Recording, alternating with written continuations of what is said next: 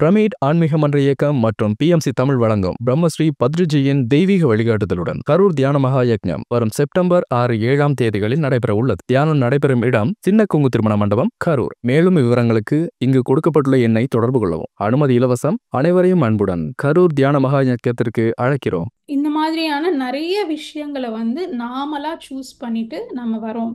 So எப்படி பாடங்கள் எது சரியா நம்ம கத்துக்கலையோ, நாம ஒரு பாடி வீக்னஸ், ஒரு ஹேண்டிகேப்பா பிறக்கிறோம்னா அதுவுமே நம்மளுடைய சாய்ஸ் தான். மேல உலகத்துல லா ஆஃப் ஹார்மனி அப்படின்ற ஒரு விஷயம் இருக்கு. இது லா ஆஃப் ஹார்மனினா என்ன அப்படின்னு கேட்பீங்க. ஏன்னா நிறைய கதவுகள் இருக்கு, நிறைய ஆப்பர்ச்சுனிட்டிஸ் இருக்கு, எல்லாமே உங்களுக்கு கொட்டி உங்களுக்கு வாத்து தர நிறைய விஷயங்கள் இருக்கு. ஆனா நீங்க எப்போ நீங்க கொடுக்க மற்றவங்களுக்கு கொடுக்க ஆரம்பிக்கிறீங்களோ அப்போதான் அந்த கதவுகள் அப்படின்றது திறக்கும். நீங்க ஒன்று பெறணும்னா கண்டிப்பா ஒருவேளை சாப்பிட்டு இருக்கிறவங்க, கொஞ்சமா சாப்பிட்றவங்க, ஸோ இந்த மாதிரி இருக்கும்போது பழங்காலத்துல ஒரு விதி இருந்துச்சாம். என்ன அந்த விதி அப்படின்னு கேட்டீங்கன்னா,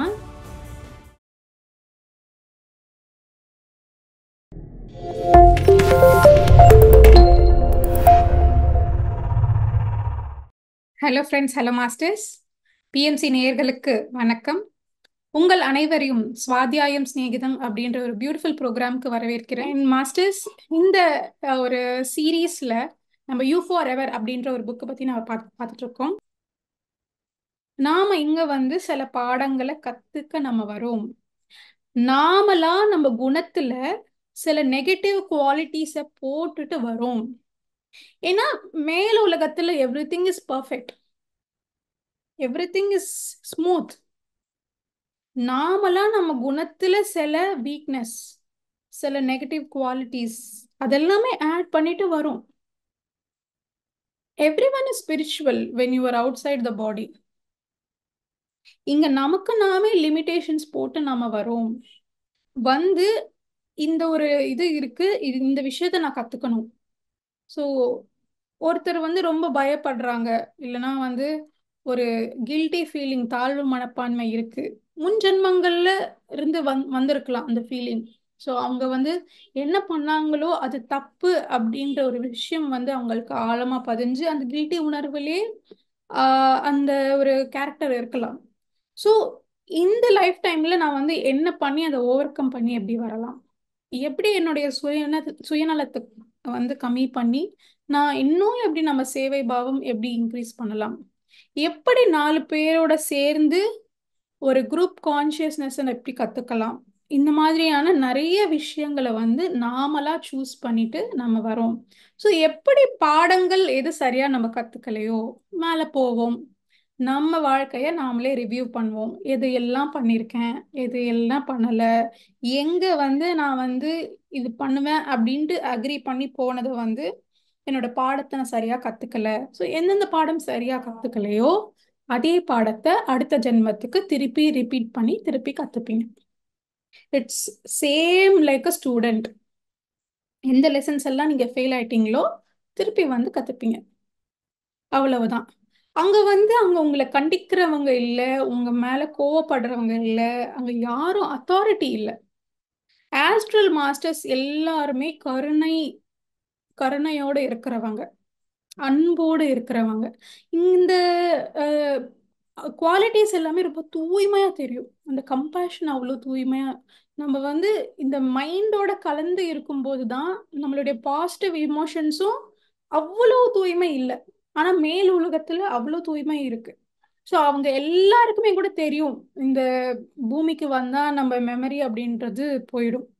ஸோ அது ஏன் போகுதுன்னா நம்மளுடைய நன்மை தான். நம்ம முன் ஜென்மங்கள்ல ஒரு ஒரு பெரிய ஸ்டேட்டஸ்ல இருந்திருப்போம், ஒரு ராஜாவா இருந்திருப்போம். ஆனா இந்த ஒரு ஜென்மத்துல நீங்க ரொம்ப லோவர் கிளாஸ்ல நீங்க இருக்கீங்க, financially not well to do அப்படின்னா அது உங்களுக்கு பாரம் தானே. ஸோ நீங்க முன் ஜென்மங்கள்ல என்னெல்லாம் விஷயங்கள் பண்ணியிருக்கீங்களோ அதெல்லாமே உங்களுக்கு ஞாபகம் இருந்தா இந்த ஜென்மத்தை சுகமா நம்ம நடத்த முடியாது. ஸோ அதுக்காக வேணும்னே கான்ஷியஸா அந்த மெமரி லாஸ் அப்படின்றது நடக்குது. ஸோ மிஞ்சி போனா நம்மளுடைய அங்க ஓட்டம் எதுவும் இல்லை. It's not a race. ஒரு பந்தயம் மாதிரி நம்ம வந்து இது இலக்கை வந்து அடைஞ்சுதான் ஆகணும், இல்லைன்னா நம்மள வந்து நமக்கு பனிஷ்மெண்ட் இருக்கும் அப்படின்ற பயம் சார்ந்த விஷயங்கள் எதுவும் தேவையில்லை.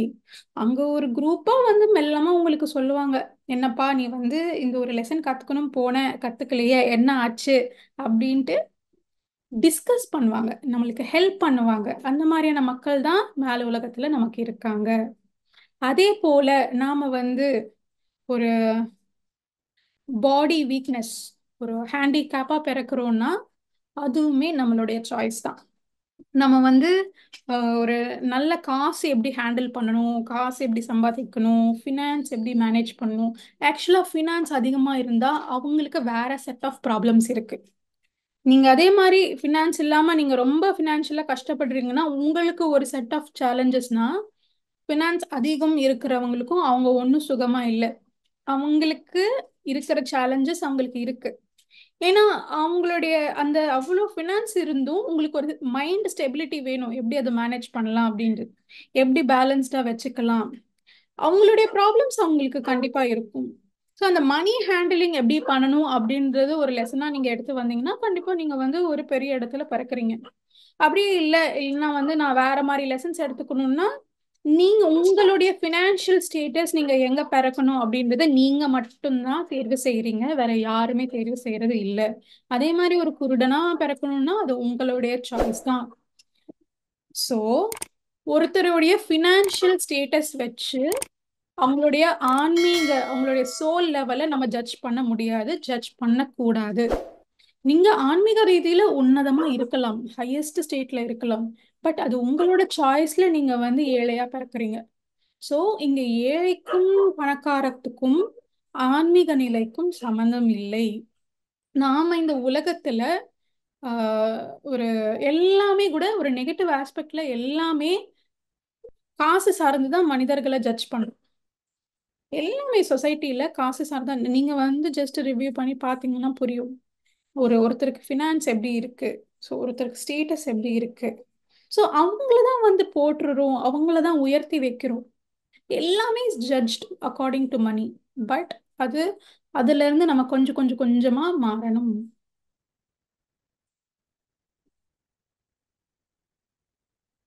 எஸ். ஸோ அல்டிமேட்டா பார்த்தீங்கன்னா அவர் திருப்பி திருப்பி வலியுறுத்துறது இந்த புக்ல, நீங்க எந்த ஜாதியா இருக்கட்டும், எந்த மதமா இருக்கட்டும், நீங்க எந்த கிளாஸா இருக்கட்டும், எவ்வளவு காசு சம்பாதிக்கிறீங்களோ இருக்கட்டும், இது எல்லாமே கூட தேவையற்ற விஷயங்கள். நீங்க வந்து இந்த லைஃப் முடிச்சு அடுத்து போகும்போது நீங்க எவ்வளவு பாடத்தை கத்துக்கிறீங்க, எவ்வளவு நீங்க கொண்டு வந்த பிளானை வந்து நிறைவேத்துறீங்க, ஆன்மீகமா எவ்வளவு நீங்க வந்து வளர்ச்சி பெறுறீங்க, இது இது மட்டும்தான் மேட்டர்ஸ். இது மட்டும்தான் தேவை.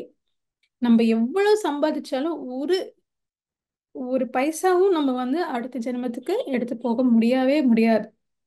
ஸோ இங்கே தான் வந்துட்டு ஒரு நம்ம தேவையில்லாத விஷயத்துக்கு மதிப்பீட்டு தந்து அவங்களை ஒரு குரூப்பாக ஒரு எலைட் பீப்புள் அப்படின்ற உயர்த்தி நம்ம போற்றி பார்க்குறோம் இந்த சொசைட்டியில். பட் வாட் ஆக்சுவலி மேட்டர்ஸ் நம்மளுடைய ஆன்மீக வளர்ச்சி. இன்னொரு இம்பார்ட்டன்ட் பாயிண்ட் என்னன்னா, மேல உலகத்துல லா ஆஃப் ஹார்மனி அப்படின்ற ஒரு விஷயம் இருக்கு. இது லா ஆஃப் ஹார்மனினா என்ன அப்படின்னு கேட்பீங்க. நாம வந்து இந்த பூமியில வாழும்போது நம்ம சில பந்தங்கள் வந்து நமக்கு சுமூகமா இல்லை, அவங்களோட நம்மளுக்கு ஒத்து போகலை, அவங்க வேற மாதிரி யோசிக்கிறாங்க, நம்ம வந்து வேற ஒரு ஓட்டத்துல இருக்கோம், வேற ஒரு யோசனையில இருக்கோம்.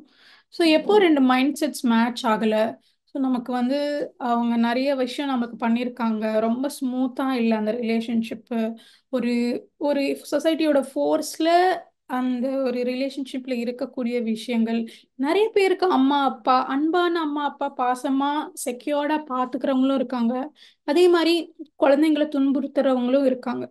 ஸோ யார் எந்த ஒரு ரிலேஷன்ஷிப்ஸ் நீங்கள் ரிவ்யூ பண்ணி பார்க்குறீங்களோ உங்கள் லைஃப்பில், ஜஸ்ட் ஃபார் நேம் சேக் சொசைட்டிக்காக அட்ஜஸ்ட் பண்ணிட்டு கடந்து போகிற விஷயங்கள் எல்லாமே மேலே உலகத்தில் அவங்கள சந்திக்க மாட்டோம். ஒன்லி நமக்கு நம்ம ஆன்மாக்கு நமக்கு யார் கம்பேட்டபிளோ அவங்களோட மட்டும்தான் நம்ம மேல் உலகத்துல சந்திப்போம், அவங்க கூட இருப்போமே தவிர இவங்களை யாரையுமே நம்ம பார்க்கவும் மாட்டோம், சந்திக்கவும் மாட்டோம். ஸோ இதுதான் law of harmony. only with compatible people you exist in the spirit world. So அப்போ ஏன் இந்த பந்தத்தை வந்து நான் சூஸ் பண்ணிட்டு வரேன்? நீ வந்து ஒரு பாடத்தை கத்துக்கணும்னா அது உன்னால மட்டும் தனியா முடியாது, மற்றவங்களுடைய உதவியும் தேவை. உன்னுடைய பாடத்தை கத்துக்கிறதுக்காக அவங்கள ஒரு கருவியா உபயோகப்படுத்துறே தவிர அதை தாண்டி வேற எந்த கனெக்ஷனும் இருக்காது. ஸோ எப்படி ஒரு வேலை செய்யணும்னா, இப்போ ஒரு எலக்ட்ரீஷியன்னா கண்டிப்பா ஸ்க்ரூ டிரைவர் தேவை, கண்டிப்பா ஒரு பேட்டரி தேவை, ஒரு வயர் தேவை. அவன் அவனுடைய வேலை பண்றதுக்கு, அவனுடைய ப்ரொஃபஷனை ப்ராப்பரா பண்றதுக்கு அந்த விஷயங்கள் தேவை. ஸோ வேலை முடிஞ்சோடனே அது பக்கத்துல வச்சிடுவானே தவிர அதை வந்து எப்பவுமே அவன் பக்கத்துலயே வச்சுட்டு அவன் நெஞ்சத்துலயே வச்சுட்டு இதுதான் அப்படின்ட்டு பிடிச்சிட்டு இருக்க மாட்டாங்க இல்லையா? அதே போலவே இந்த உறவுகள் யாரு நமக்கு சுமூகமா இல்லையோ, யாரோட நம்மளுக்கு ஒத்து போகலையோ, யாரோட நம்மளுக்கு கசப்பான அனுபவங்களும் இருக்கோ அவங்கள நம்ம மேல் உலகத்துல சந்திக்கவே மாட்டோம். நாம சில லெசன்ஸ் கத்துக்க அவங்களோட உதவி தேவைன்றதுனால அந்த டைம்க்கு ஒரு டெம்பரரி கான்ட்ராக்டா போட்டு அவங்களோட நம்ம இங்க வந்து வாழ்றோம். மேல் உலகத்துல அந்த ஆப்போசிட் கேரக்டர்ஸ், அந்த ஒரு ஃப்ரிக்ஷனே இல்லை. ஃப்ரிக்ஷன் இந்த சென்ஸ் ஒரு சண்டையோ ஒரு வேற வேற மனப்பான்மை உள்ள மக்கள் அந்த மாதிரி எதுவுமே இல்லை. எல்லாருமே ஒரு சிங்க்ல இருப்பாங்க, ஒரு அழகான ஒரு அமைதி. ஸோ அங்க வந்து சண்டை இல்லை, கேரக்டர் டிஃப்ரென்சியேஷன்ஸ் எதுவுமே இல்லை. ஸோ அந்த கேரக்டர் டிஃப்ரென்ஷியேஷனை அனுபவிக்கவே நாம இங்க வரோம். ஸோ மற்றவங்களுடைய கேரக்டர் வேற மாதிரி இருக்கு, அவங்களுடைய டேஸ்ட் வேற மாதிரி இருக்கு, அவங்க சில விஷயத்துக்கு தர இம்பார்ட்டன்ஸ் நீங்க தர மாட்டீங்க. ஸோ அந்த மாதிரி வேற வேற குணங்கள் இருக்கக்கூடிய மக்களோட நாம இன்னும் கொஞ்சம் அந்த மியூச்சுவல் அந்த பந்தத்தை வந்து வளர்த்துக்கணும், அந்த கனெக்டிவிட்டி வளர்த்துக்கணும் அப்படின்ட்டு அந்த டிஃப்ரென்ஸை ஃபீல் பண்ணதான் நம்ம வந்து இங்க அந்த மாதிரி மக்களை சூஸ் பண்ணிட்டு வரோம். Just to feel the difference in the characters இந்த இன் வாட் எவர்.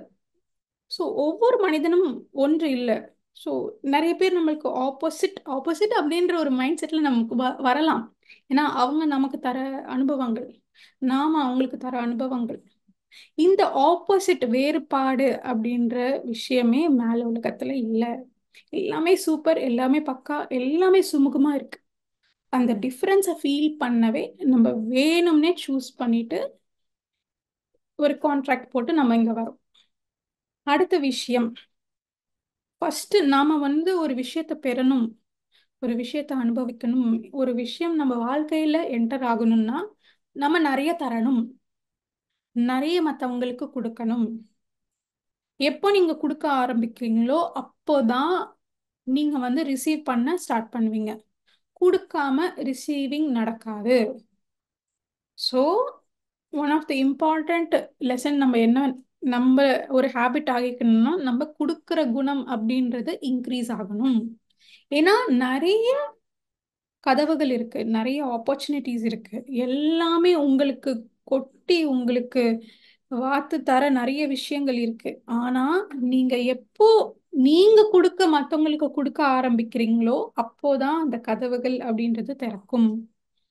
ஸோ நீங்க ஒண்ணு பெறணும்னா கண்டிப்பா நீங்க கொடுத்தே ஆகணும். That is the universal law. So நம்ம வந்துட்டு காசு எப்படி, காசு மட்டும் இல்லை, நம்ம கிட்ட என்ன ரிசோர்சஸ் இருக்கோ, என்ன விஷயங்கள் இருக்கோ அது நம்மளுக்கு நம்ம தேவைக்கு விடுத்து நம்ம தேவைகள் எல்லாமே சாட்டிஸ்ஃபை ஆச்சு. அது தாண்டி எப்படி மற்றவங்களை வந்து உயர்த்தலாம், மற்றவங்களுக்கு ஹெல்ப் பண்ணி அதுல சாட்டிஸ்ஃபேக்ஷன், அதுல சந்தோஷம் ஃபீல் பண்ணி ஆஹ் இருக்கிறத விட நமக்கே நாம எவ்வளவு ஸ்டோர் பண்ணிக்கலாம், நாளே எவ்வளவு சம்பாதிச்சு வச்சுக்கலாம். இந்த சம்பாதிச்சு குவிக்கிற விஷயம் இதை விட ஒரு அக்லியான ஒரு திங் எதுவுமே இல்லை அப்படின்னு சொல்றாங்க இந்த புக்ல. சம்பாதிச்சு சம்பாதிச்சு தேவைக்கு தாண்டி, தேவைக்கு மீறி அது ஒரு மோகத்துல, அது ஒரு இவ்வளவு இருக்கு, எனக்கு எனக்கு வந்து அக்கௌண்ட் ஓபன் பண்ணி பார்த்தா எனக்கு இவ்வளவு இருக்கு அப்படின்ட்டு அது பாக்குறதே அது ஒரு சந்தோஷம். அந்த சந்தோஷத்துக்காக நம்ம நம்ம தேவையில்லாம ஓடி நம்ம குவிச்சு அது மத்தவங்களுக்கு கொடுக்காம நம்மளே வச்சுக்கிறது அப்படின்றது ரொம்ப ரொம்ப ஒரு ஆஹ் பண்ணக்கூடாது, அந்த மாதிரி இருக்கக்கூடாது அப்படின்ட்டு வலியுறுத்துறாங்க இந்த புக்கில். நீங்க கொடுக்குறீங்கன்னா, கொடுக்க ஆரம்பிக்கிறீங்கன்னா, உங்களுடைய இன்டென்ஷன், நீங்க கொடுக்கறதுக்கு பின்னால இருக்கிற நோக்கம், அந்த தூய்மையும் ரொம்ப ரொம்ப முக்கியம். நீங்க எந்த ஒரு தூய்மையான ஒரு மனநிலையில கொடுக்குறீங்க மத்தவங்களுக்கு அப்படின்றதும் ரொம்ப முக்கியம். நீங்க வந்து கொடுக்கணும்னு கொடுக்குறீங்க, உங்களுக்கு விருப்பம் இல்லைன்னா அதுக்கு கொடுக்காமலே இருக்கலாம். அதே போல ஒருத்தருக்கு காசு நிறைய இருக்கு, நல்ல ரிச் ஸ்டேட்டஸ் எல்லாம் இருக்கு. ஸோ அவங்களுடைய ஈகோ சாட்டிஸ்ஃபை பண்றதுக்காக, அவங்களுடைய கர்வம் உயரத்துக்காக, அவங்களே போற்றி பேசுறதுக்காக நிறைய தானம் பண்ணலாம், அவங்க நிறைய கொடுக்கலாம். பட் அந்த இன்டென்ஷன் எப்போ தூய்மையா இருக்கோ அப்போதான் அந்த திங்ஸ் அப்படின்றது ஒர்க் அவுட் ஆகும். ஸோ உங்க ஈகோக்காக நீங்க கொடுத்தீங்கன்னா வேலை செய்யாது. இங்கேயும் திருப்பி நம்ம வந்து எந்த விஷயத்துக்கு நம்ம முக்கியத்துவம் தரோம் அப்படின்றது ரொம்ப ரொம்ப முக்கியம். ஏன்னா இன்னும் நிறைய இப்போ சிவிலைசேஷன்ஸ் இருக்கு, நிறைய அட்வான்ஸ்டா இருக்கு, சிட்டிஸ் இருக்கு. வெஸ்டர்ன்ல பார்த்தீங்க, Europe, USA, so many places எக்கனாமிக்கா வெல் டு டூ. ஸோ அங்க ஒவ்வொரு இடத்துலயும் ஒவ்வொரு கல்ச்சர் ஒவ்வொரு மாதிரி இருக்கு. ஸோ எந்த ஒரு கல்ச்சர்ல வந்துட்டு அந்த சோஷியல் ஸ்டேட்டஸை முக்கியமா பார்ப்பாங்க. அவங்களுக்கு என்ன வீடு இருக்கு, அவங்களுக்கு சொந்த வீடு இருக்கா, சொந்தமா நிலம் இருக்கா, அவங்க எந்த மாதிரி ட்ரெஸ் போடுறாங்க, அவங்க எந்த ஸ்டேட்டஸ்ல இருக்காங்க. ஸோ இந்த கோடீஸ்வரர்களுக்கு எல்லாம் ஒரு கிளப் இருக்கும். ரொம்ப ஹை ஸ்டேட்டஸ்ல பெரிய கிளாஸ்ல இருக்கிறவங்களுக்கெல்லாம் ஒரு கிளப் அப்படின்ட்டு இருக்கும். ஸோ அந்த கிளப்ல நானும் ஒருத்தன் ஆகணும் அப்படின்றதுக்காகவே நிறைய விஷயத்த செய்யறவங்க இருக்காங்க. ஸோ இவ்வளவுமே பொய்யான விஷயத்துக்கு மதிப்பீடு தர்றது தேவையா? நிஜமாலே நம்ம நிஜமாலே எதுக்கு முக்கியத்துவம் தரணும்? ஸோ நாம வந்து இந்த கொடுக்கறது அப்படின்றது காசு மட்டும் இல்லை. நம்ம எப்படி நம்ம கிட்ட இருக்கிற விஷயங்களை நம்ம எப்படி மற்றவங்களுக்கு தரலாம்? நம்மளுக்கிட்ட ஒரு திறன் இருக்கலாம், இல்லைன்னா நம்ம கிட்ட ஆன்மீகம் இருக்கலாம், நம்ம கிட்ட தியானம் இருக்கலாம். ஸோ நம்ம ஏன் வந்து ஒரு கிளாஸ் ஆர்கனைஸ் பண்ணக்கூடாது நம்ம வீட்டில்?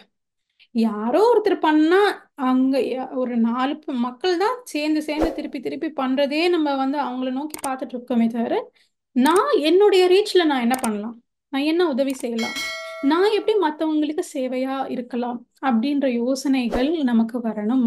இந்த சேவா பாவம் அப்படின்றது இன்க்ரீஸ் ஆகணும். ஸோ நம்ம வந்து கஷ்டத்தில் இருக்கிறவங்களுக்கு ஆன்மீகமா ஒரு கவுன்சிலிங் தரலாம், அவங்கள வந்து ஒரு ஸ்பிரிச்சுவல் வேல்யூஸ் வந்து பேசலாம், ஞானத்தை தரலாம், தியானம் வந்து பண்ற மாதிரி ஒரு அரேஞ்ச்மெண்ட் பண்ணலாம், தியான பிரச்சாரம் பண்ணலாம்.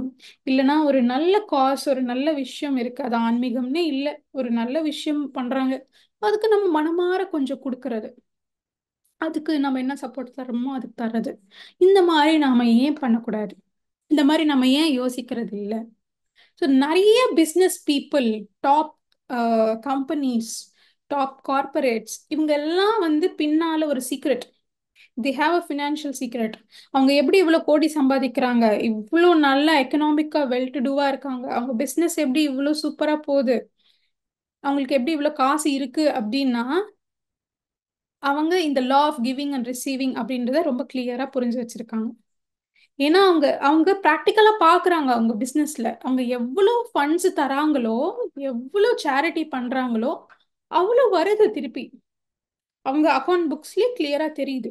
So they have practically experience this.